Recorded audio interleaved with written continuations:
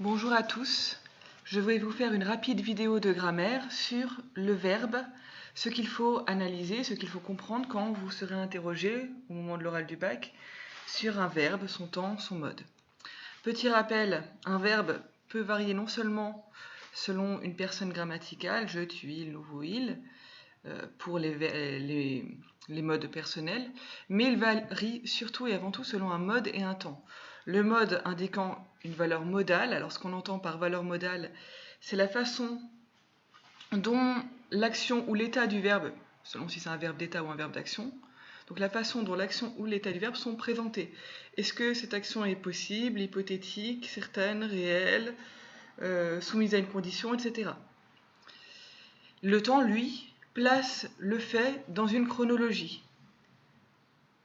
Donc c'est une ligne chronologique. Est-ce que ça se situe au même moment que l'énonciation, avant, etc. Ou après et encore plus tard. Petit rappel pour les modes. Vous avez 6 modes. 3 modes personnels, l'indicatif, le subjonctif, l'impératif. On dit des modes personnels tout simplement parce qu'ils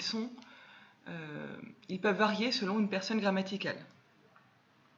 Et 3 modes non personnels ou impersonnels, l'infinitif, le participe et le gérondif. Vous noterez que je n'ai pas inclus le conditionnel qui, dans les grammaires modernes, est plutôt considéré comme un temps de l'indicatif. Donc, vous pouvez le trouver parfois comme un mode, d'autres fois comme un temps. Actuellement, on a plutôt tendance à le considérer comme un temps de l'indicatif. J'y reviendrai. Alors, l'indicatif, lui, c'est le mode du réel, donc de ce qui est présenté comme devant s'accomplir ou ayant s'étant accompli. Donc l'action est présentée plus ou moins comme certaine ou comme un fait, en tout cas. Le subjonctif, lui, propose une action qui est seulement envisagée, c'est ce qu'on appelle le mode du virtuel. Donc l'action n'est pas encore réelle, elle est envisagée, elle est dans une certaine virtualité, elle est dans l'esprit, mais pas dans les faits. L'impératif, lui, l'action est ordonnée, conseillée, ça peut être une prière aussi. C'est le mode de l'injonction. L'infinitif, lui, c'est la valeur pure du verbe.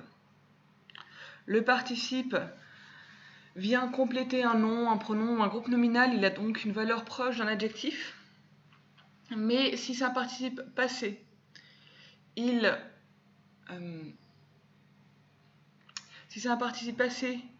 présentera une qualité, une caractéristique qui est déjà présente, qui est accomplie. Par exemple, arriver au sommet, je regarde le paysage. Arriver au sommet, c'est un participe passé donc, qui indique une situation, la situation de je regarde le paysage, une fois que je suis arrivé au sommet.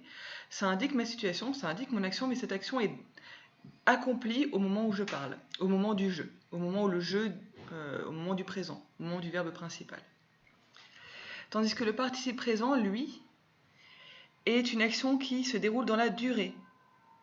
Mangeant une pomme, il la regarde. Mangeant une pomme, ici, indique une action qui se déroule dans le temps, qui n'est pas terminée au moment de l'action principale. Le gérondif, en jouant, en riant, en mangeant, en sautant, etc., est, lui, un complément circonstanciel, souvent de manière, mais pas seulement. Les temps, petit rappel sur les temps, vous avez des temps simples et des temps composés. Même pour l'infinitif, par exemple, le temps simple de l'infinitif manger, ça va être manger.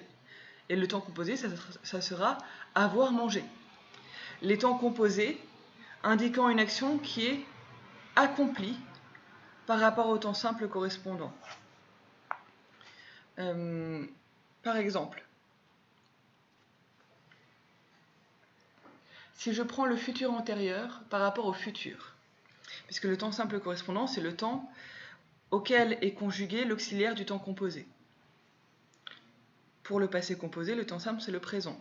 Pour le plus que parfait, le temps simple, c'est l'imparfait. Pour le futur antérieur, c'est le futur. Pour le passé antérieur, c'est le passé simple. Pour prendre l'exemple du futur. Quand il aura 40 ans, il aura déjà accompli son rêve. Il aura 40 ans, c'est le futur. C'est une action qui se déroule dans le futur, il aura déjà accompli son rêve et est une action qui est déjà accomplie au moment où il a 40 ans. Donc qui est antérieure au futur lui-même, au futur de il aura 40 ans. Si on prend une frise chronologique, le futur antérieur se situe certes dans le futur par rapport au présent, mais il se situe quand même avant le futur simple. Puisque l'action futur simple, il aura 40 ans, se situe plus tard, après qu'il ait déjà accompli son rêve.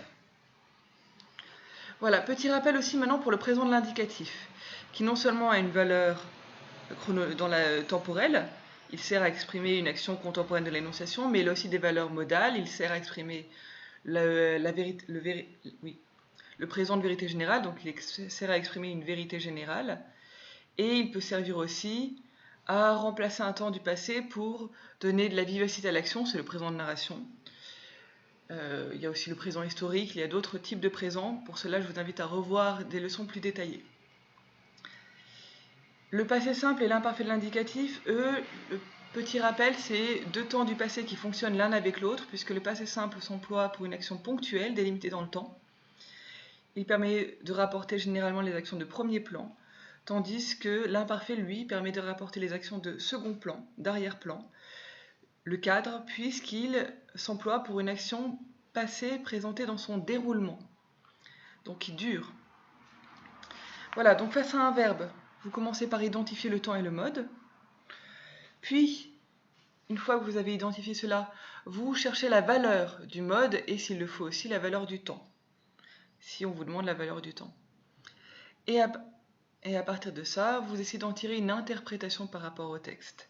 Pourquoi y a-t-il ici un présent de vérité générale? Pourquoi y a-t-il ici un subjonctif? Pourquoi y a-t-il un impératif? Etc. Donnez du sens. Voilà, et bon courage.